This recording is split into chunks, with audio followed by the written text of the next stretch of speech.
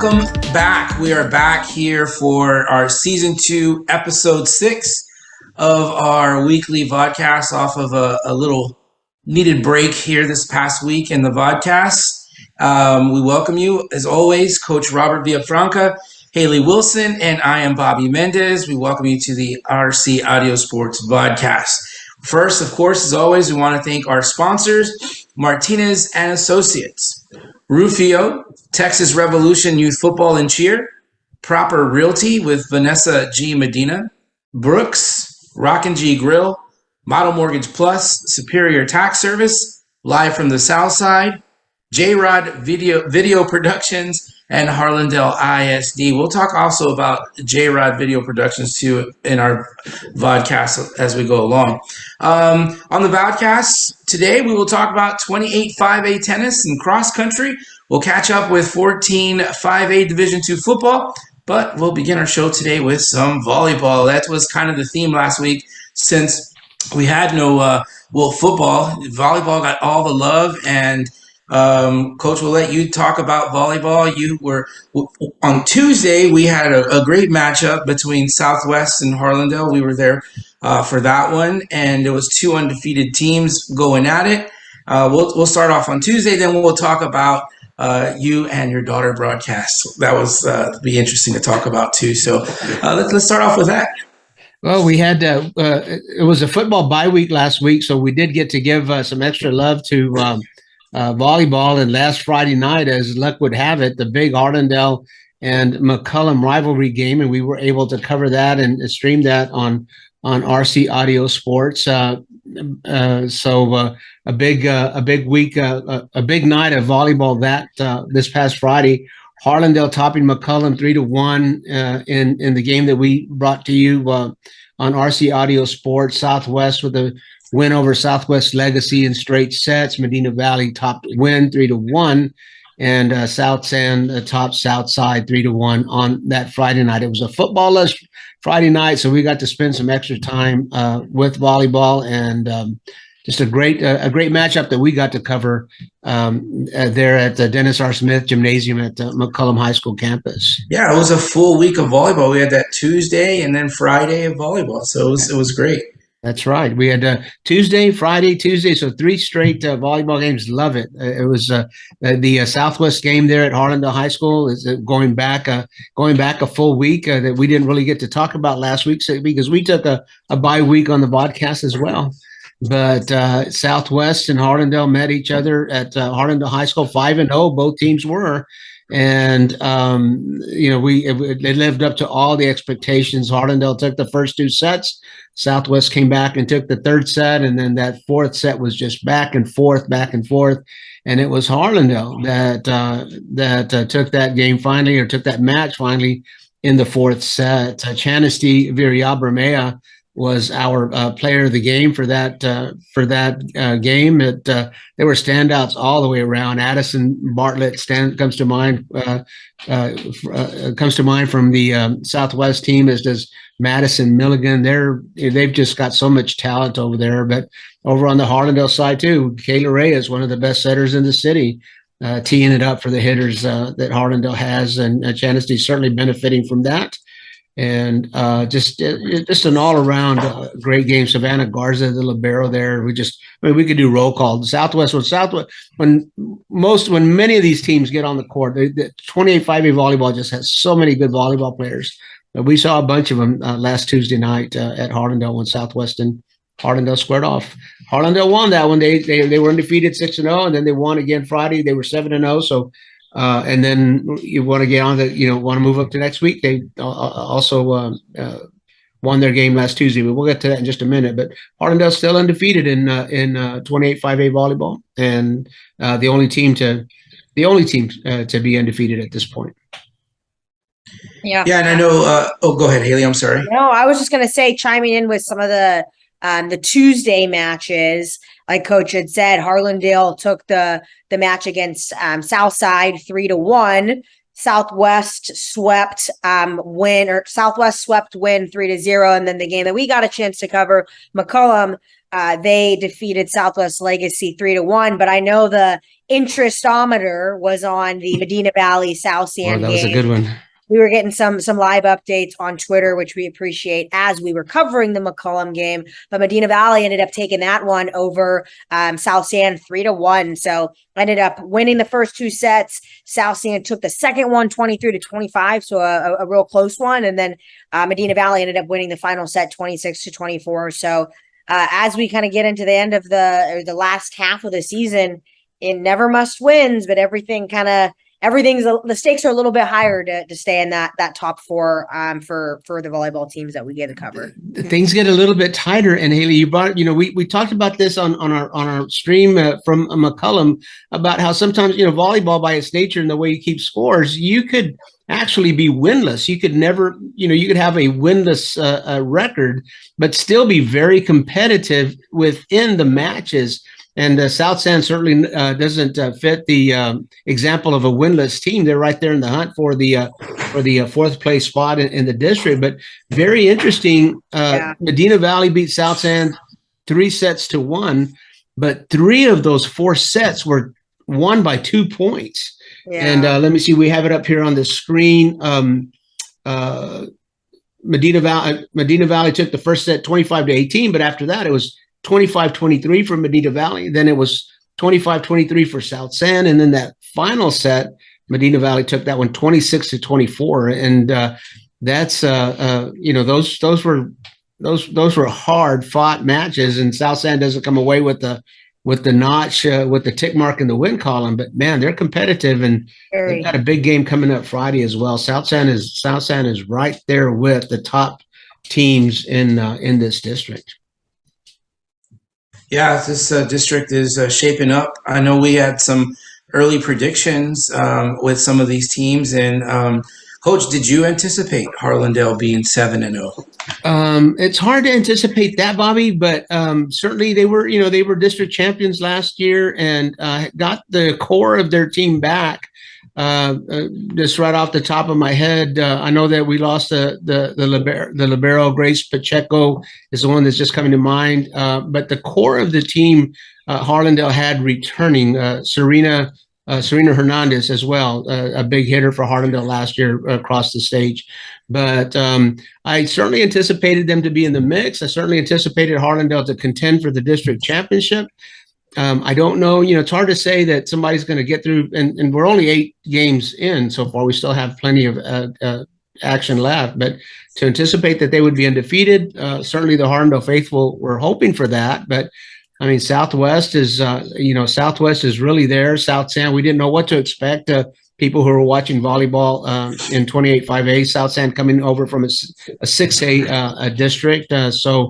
Anticipating that they'd be undefeated, I can't honestly say that, but I certainly expected them to be in the hunt, as they are, in contention for a district championship. If they do, by the way, should Harlandale win the district championship again this year, that'll be the first time that they've won back-to-back championships in volleyball since 2007 and 2008. So that's quite an accomplishment.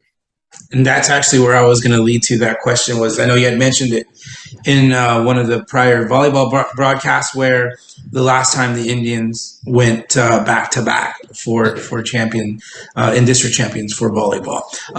Bob, before we move on that, just another point, a fun fact here for Harlandale fans, 28-5A sports fans, is another interesting point is that Coach Castro now took over for Coach Cardenas, Sylvia Cardenas, who retired a few years back. Coach Castro won a district championship last year, but she has a number of soccer district championships as well. So she's one of the few coaches at the 5A level or the 6A level who have district championships in multiple sports. And, that's that's quite an accomplishment besides a back-to-back should that happen.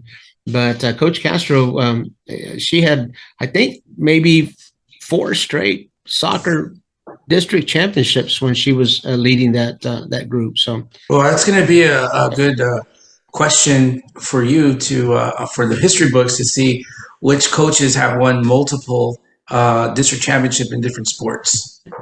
I can't think of any. I mean, of course, we can look that up and do some research, but none really come to mind. I just can't think of a coach that was a head coach for multiple sports at one district championship. So that's special. Haley, let's talk about what's coming up this week, Friday, while the matches that are occurring coming up.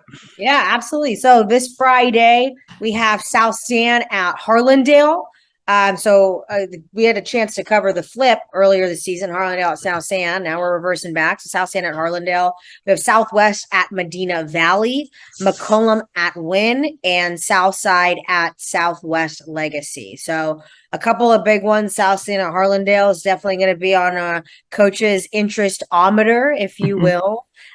Southwest at Medina Valley, even I think could be an interesting one. So we'll be at football this Friday. However, we'll be chatting about this Friday's volleyball matches on the Vodcast next week.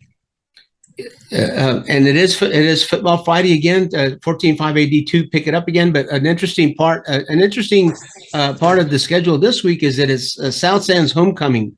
And so they've requested to play the game a little bit earlier to allow everyone to get to their game and get to their homecoming night. So South San and Harlandale is at 5:30 Friday evening, and the football game, of course, kicks off at 7. So both squads, both teams are really trying to get their fan bases to show up at that volleyball game and get loud, and then still get to their football games that night as well. But as you said, Haley, South San and Harlandale, we were there. Man, that was a 5-setter, and God, that was a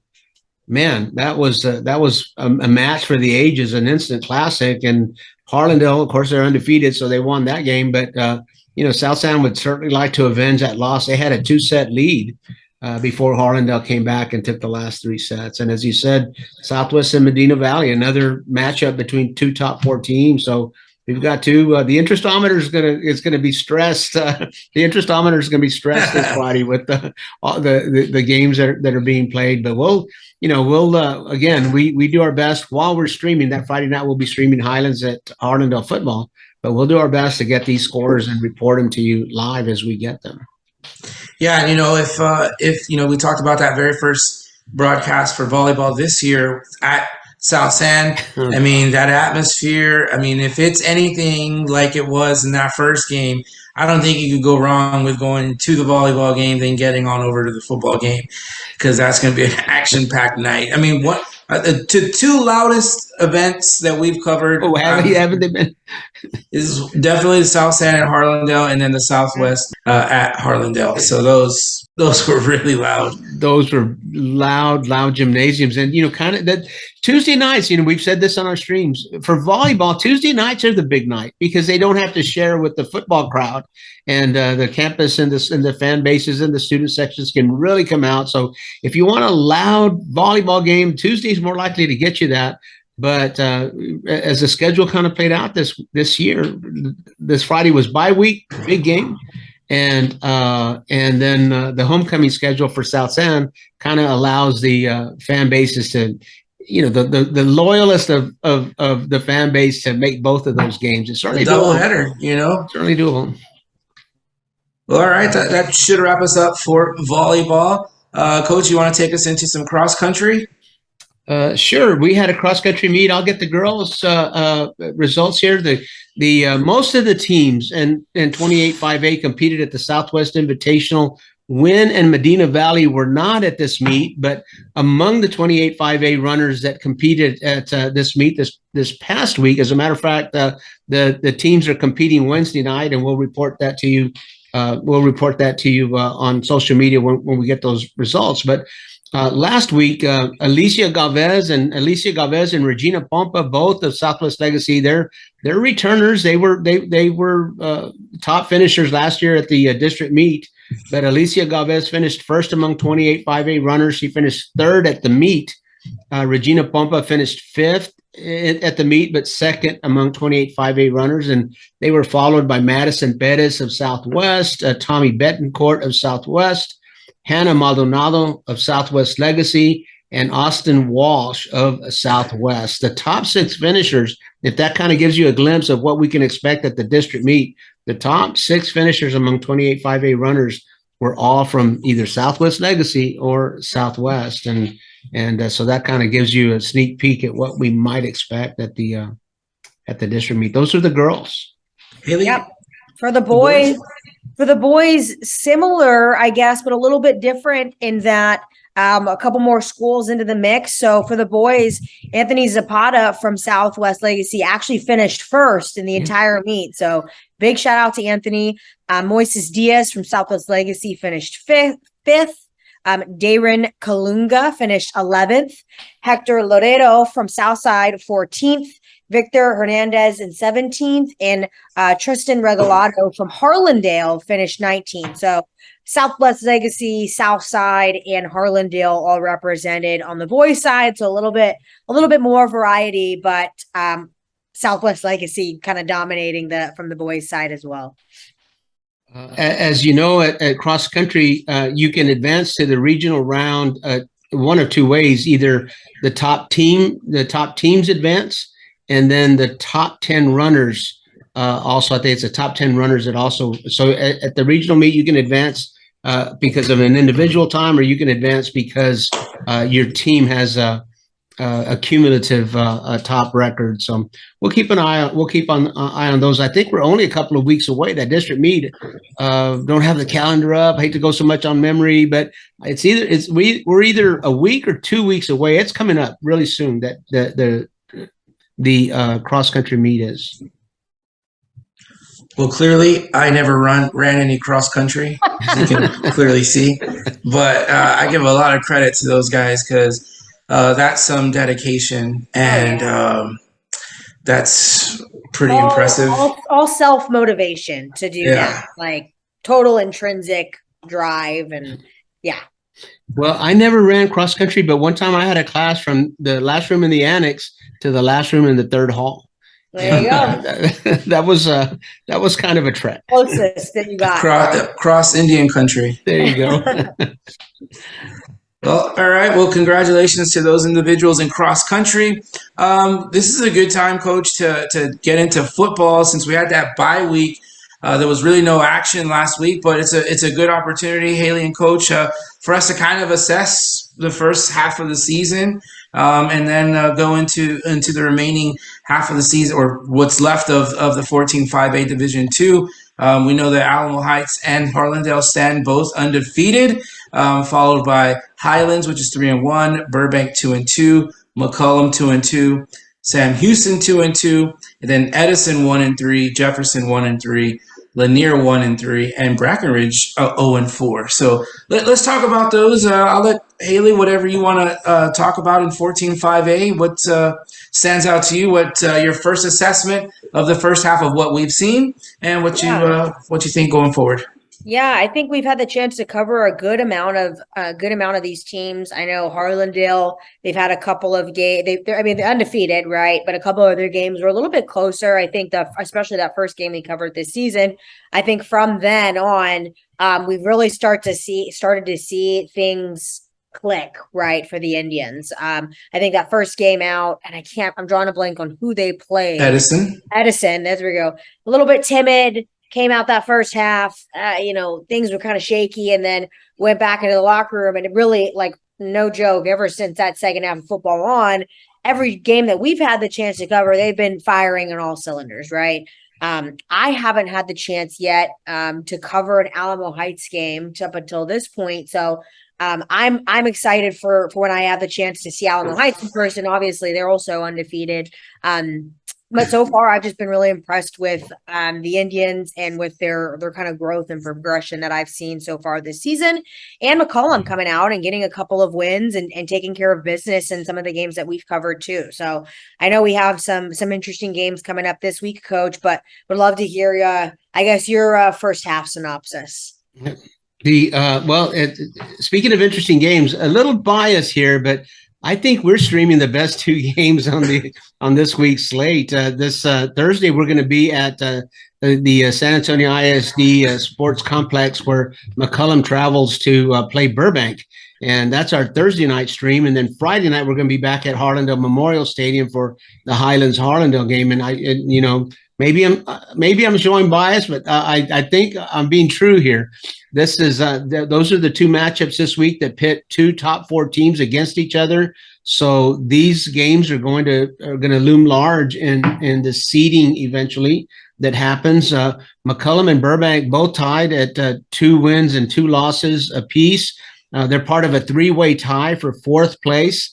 And quite frankly, when on the newsletter, a lot of times I will call a game a bubble game. And what that means, obviously they're on the bubble of being eligible for the playoffs and on the bubble of not being eligible. So that's part of it. But also when for me, a bubble game is between two teams that I don't think you can realistically expect that both teams make the playoffs, and that there's just probably not enough room for both of the teams in the top 4. So it makes that game that much more important. You've got to beat, if you're a bubble team, you've got to beat the other bubble teams. You can lose to a team that's in first place and you can lose to a team that's in second. But if you're fighting for that 4th place spot, you've got to beat everybody else that's fighting for that fourth place spot. And that's what we have with McCollum and Burbank, both of them currently tied for 4th. And it's, again, mathematically, it's not a must win. It can happen. Things can happen and they can both get in. But as the district is playing out, it's hard for me to envision a top 4 that has both of these teams. You got to win this one, McCollum and Burbank. It's a big, big game, and we'll be there Thursday to stream. Yeah, I mean, how important is it for McCollum to quite possibly be on a winning record? I mean, it's been quite some time that we can look back. I can't think off the top of my head, but if McCollum can somehow manage a way to be on top after Thursday, and they would be sitting at 3-2 with a winning record, that's would be a huge accomplishment for the McCollum Cowboys. And I know they're not just satisfied on those kinds of things, but I think the whole morale of football for the McCollum Cowboys, this is a big game. This is an opportunity for all their hard work to pay off and to show in the standings that they are indeed a team that is playing some hard-nosed football. So I'm really excited to see that one. To that point, we covered before bye week, we covered Lanier at McCollum, and that was McCollum's homecoming night. And boy, you could feel the vibe there among the McCollum faithful. We sit right there with them, and our booth is right there on the visitor side, right there with them.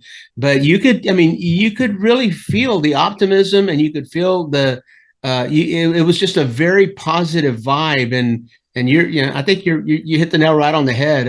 A win against Burbank, and this could really take off for the Cowboys. Yeah, so let's talk about our Friday broadcasts. We're talking about how important these games are. So these other two teams, I know you mentioned it, Coach. I agree with you. I think we have a couple of the best streams games in the area, and Harlandale and Highlands. That's two very athletic teams are coming together. So I'm. It's the other way around. Highlands at Harlandale. I'm sorry. Yeah, Highlands and Harlandale coming together. I mean, there's going to be some athletes on the field, and we know both teams are fast and both teams can score. So I'm ready. Yeah, Willie Gaskin has really lit it up for 14-5A D2, and so we've seen him a few times. And of course, we've gotten to see our share of Harlandale games as well. And we know that we've seen Jacob Salcedo with his receiving core of Saxon Langenberg and Pedro Valenzuela, Joseph Esparza, Rene Palomino. And so we know that Harlandale has its share of athletes as well. So that's going to be a good one. Highlands has a loss to Alamo Heights, and they haven't lost to anyone else. Harlandale is undefeated, and they've got Alamo Heights in a couple of weeks. So this is, it's big. It's just big. Yeah, if I remember correctly, Highlands is defending coach district champion, correct? Yes. Yeah, so this would be a big test for Harlandale. I mean, if they can somehow soar over the the Owls, it'll be a very big win for the Indians as well. Mm-hmm. Yeah, the Coach Castillo in his third year there with the Owls, and he's gotten Highlands into the playoffs each of his first 2 years. So, I mean, this is a team. When you talk about anticipating or expecting this, I don't think anyone looked at 14-5 AD2 and didn't think that Highlands was going to be in the mix. So they're right where they need to be, and just I mean, I can't tell you just how excited I am. I can't wait for Thursday night. That's I can't wait for that Thursday night game, and then we've got 2 good ones, and then Friday night will be great as well. All right. Well, we'll be excited to see you guys on our streams. Make sure you log in and tell us where you're watching from, or type in where you're watching from. We love to hear that. Wrapping up 14-5A. Any other comments from any of you? Well, I think we're I think no Saturday games this week, so it's going to get all wrapped up by Friday. So this is week 5 of district play. It's actually it's week 5 of district play. The teams have all played 6, but with the bye week, it's week 7 of football in the San Antonio area. But so it's starting to heat up, and that dust is starting to settle just a little bit, and those races are becoming clearer. So, and Saturday morning, the races will be that much clearer. So, looking forward to that. All right. Well, I'm glad we have plenty more minutes to talk about, because on accolades, first, before I let you guys go, I want to mention Regina Villafranca, which is your daughter, Coach. I want you to be able to talk about her on the Villafranca broadcast we had last week, where you guys, I mean, for you guys to do that game, I know personally for you, it's got to be an amazing joy to have that. Secondly, I got to commend you on your skills. There was some technical difficulties, but you pulled it off. Oh, gosh. And I'm so proud of you for that, Coach. You kept it cool, and it was kind of hard to notice, but I mean, I just noticed a couple of things a little different, but Coach, you pulled it off, and I'm proud of that, of you and you and Regina. So, what was that experience like? Minus the difficulties.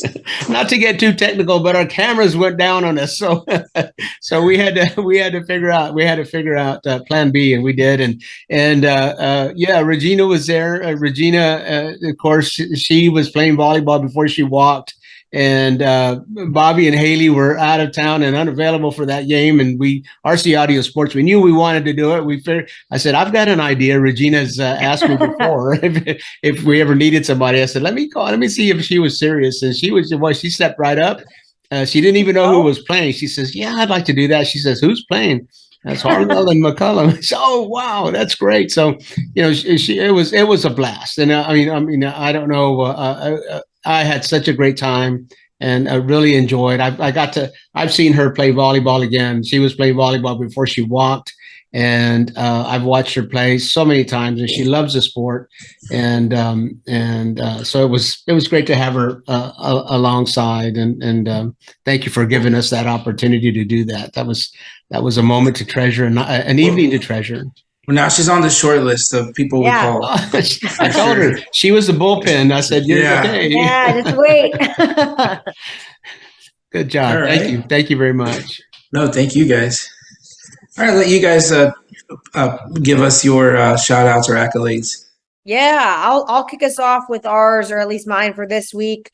Wanted to give my accolade or shout out to Rosalind Rodriguez, who is actually our player of the game from the McCullum volleyball team. Again, we had the chance to cover their Tuesday game this week, and great effort across the board from a couple of girls. Gabby Gamboa also did great. But Rosalind, she was our player of the game, but she absolutely crushed it. 13 for 13. Yeah. So she had a 100% hitting percentage. If that doesn't tell you everything that you need to know, she just did a great job, both offensively, defensively, stepped in when she was needed to kind of help seal the deal and get the Cowboys the win over the Titans, again, to keep them in that top 4 or 5 teams and hopefully keep battling for one of those spots. So shout out to Rosalind for being the RC Audio Sports player of the game for that game against Southwest Legacy. Well, I'll keep it on player of the game, on the player of the game theme, and I'll get to Kayla Reyes in just a second. But before Kayla Reyes, again, because we had bye week, we didn't have a vodcast last week.